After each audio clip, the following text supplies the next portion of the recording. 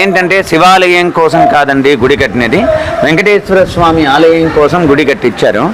ఏం జరిగిందంటే స్వామివారిని శిల చెక్కేటప్పుడు కుడికాలు గోరు బింగమైపోయిందండి. అందుచేత లోపల పెట్టకూడదని చెప్పేసి స్వామివారిని గృహలో తీసుకొచ్చి ప్రతిష్ఠించారనమాట.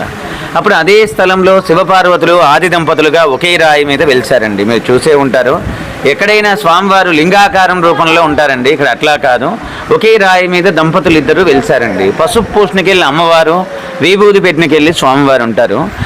ఇంకోటి ఏంటంటే నంది కూడా పెరుగుతూ ఉంటుందండి. యాగంటి బసవయ్య కలియుగాంతం అంతకంతకు పెరిగి రంకేస్తుందని చెప్పారు. ఎప్పుడు వేస్తుంది తెలియదండి, వేసినప్పుడు మాత్రం కలియుగం అంతం అయిపోద్ది అనమాట. ఎందుకు మీరు అంత ఖచ్చితంగా చెప్పగలుగుతున్నారంటే బ్రహ్మం గారు చెప్పినట్టు అన్నీ జరుగుతూనే ఉన్నాయండి. ఆయన చెప్పిన దాంట్లో యాగంటి బసవయ్య కూడా ఒకటి ఉందండి.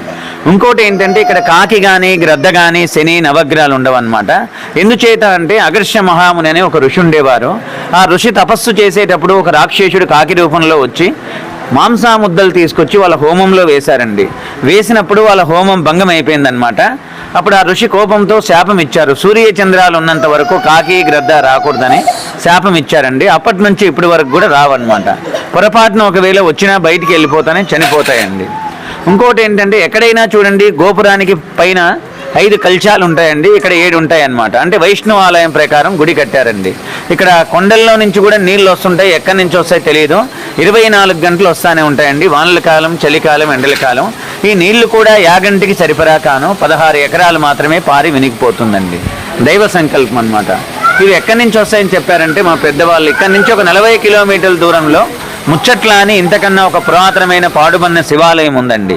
అక్కడ ఒక చిన్న కోనేటిలో పార్వతీదేవి పరమేశ్వరులు స్నానం ఆచరించిన తర్వాత పసుపు కుంకుమ అక్షంతలు ఆ కోనేటిలో వేస్తే ఆ నీళ్ళు ఇక్కడికి వస్తాయని చెప్తారండి. ఇంకోటి ఏంటంటే ఇక్కడ బ్రహ్మం గారు కూడా తపస్సు చేసిన మహాపుణ్యస్థలం అండి.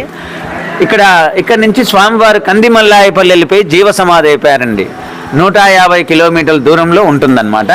ఇక్కడి నుంచి ఒక 14 కిలోమీటర్ల దూరంలో రవ్వలకొండ అనే ఒక క్షేత్రం ఉందండి. అక్కడ కాలజ్ఞానం రాసిన మహాపుణ్యస్థలం అండి.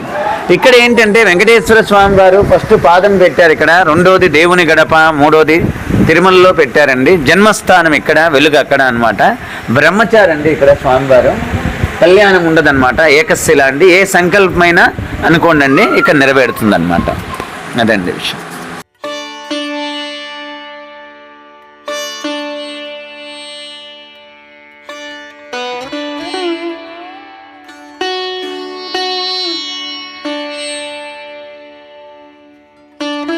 ఓకే ఫ్రెండ్స్, ఈ వీడియో ద్వారా మీరు యాగంటి క్షేత్రం గురించి అన్ని విషయాలు తెలుసుకున్నారనుకుంటున్నాను. అలాగే ఈ వీడియోకి ఒక లైక్ కొట్టండి మర్చిపోకుండా. ఈ ఛానల్ని కొత్తగా ఎవరైనా చూస్తుంటే సబ్స్క్రైబ్ చేసుకోండి.